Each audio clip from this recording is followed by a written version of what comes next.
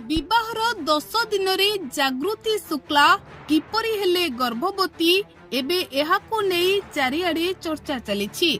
तेबे ठीक एतिके बेले जागृति शुक्लांको समर्थन रे बाहरी छंती अनुभव को मां माने जागृति को सासु आउ जागृति को समर्थन रे बाहरी जहा कहि छंती ताहा सुनिले आपण भी आश्चर्य होई जिबे।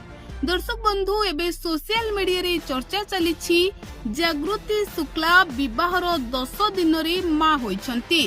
जागृति शुक्ला एबे गर्भवती अछंती आउ अनुभव महांती एबे बापा हेबाकू जाउछंती।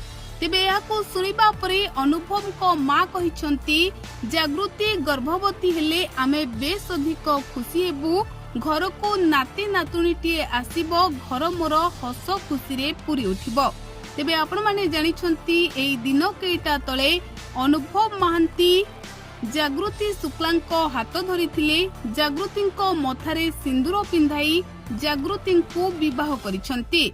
आउ विवाह परे एबे अनुभव और जागृति शुक्लांको नेई चर्चा जोर धरिछि कि कुहा जाउछि अनुभव महांती बापा हेबाकू जाउछंती और जागृति शुक्ला मां हेबाकू जाउछंती।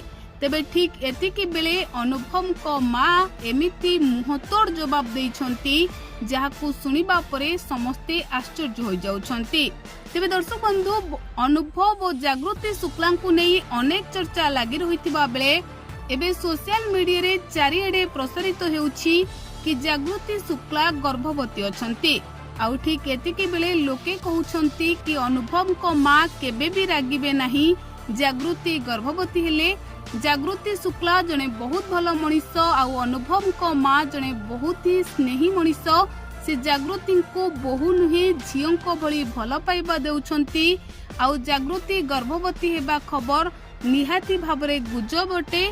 आउ एही गुजब सृष्टि करुथिबा व्यक्ति को मने मने अनुभव को मां जवाब देउथिबे कि जदि जागृति गर्भवती होंती तेबे तांकर कोनोसी असुविधा नाही, कारण घर को नाती नातुणीटी आसीबा सबु जेजे बापा और जेजे मां माने चाहि थांती।